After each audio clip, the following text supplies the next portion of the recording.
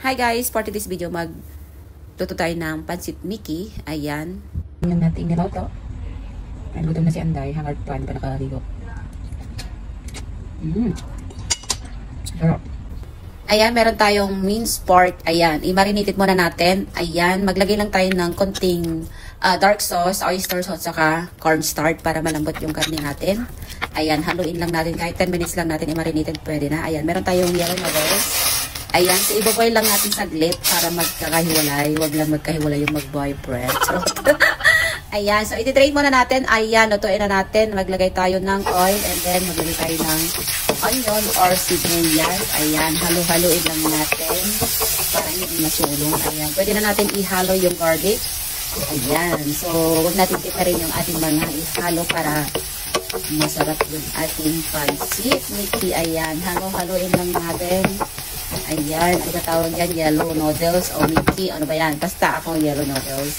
Then, ilagay na natin yung giniling or minced pork. Ayan, so, igisa-gisa muna na natin, halo-haloin. Kasi, madali lang ito. Kasi meron na siyang, ilagay ako ng, tawag ko doon, yung cornstarch. Ayan, naglagay din tayo ng konting black pepper. Ayan. So, pwede na yan. Ayan. Nilagay na natin yung yellow noodles. Ayan. Halo-haluin lang natin. Ayan.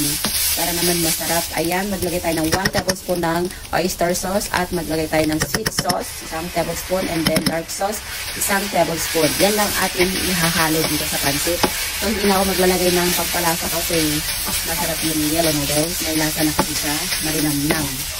Ayan. So, halo-haloin lang natin.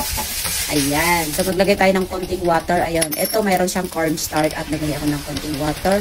Nag-add tayo ulit ng black pepper. So, ayan. Tamang-tama yung lasa. Hindi siya maalat. Sakto lang.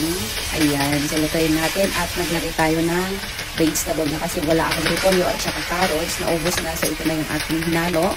Ayan. So, option lang yan kung gusto nyo ng anong tawag ba dyan dito. Parang, yung ano siya, yung sa ating pechay. Ayan. Halo-haloin lang natin. Ayan. Antayin natin hanggang mag-usok-usok. O, diba? O, diba? Ang sarap ng ating pansit. Perfect na perfect. Ang sarap ng lasa. Diba? So, nakakatakam. Ayan. Nalato-lato na. So, hindi naman natin siya lutuin ng todo-todo kasi luto na yun guys. So, okay na siya guys. O, diba? So, ayan. Kakain na tayo guys. At titikman na natin yung ating niluto. Ayan, tikman na natin dahil gutom na ako. Katapos ko naglinis. So, sabi na, nagugutom na siya. Kaya nagluto na ako. Tikman natin yung nating niluto. Ay, gutom na si Anday. Hangard pa, hindi pa nakaligo. Sarap. Sakto lang lasa. Ito yung pagkaluto. Perfect na perfect.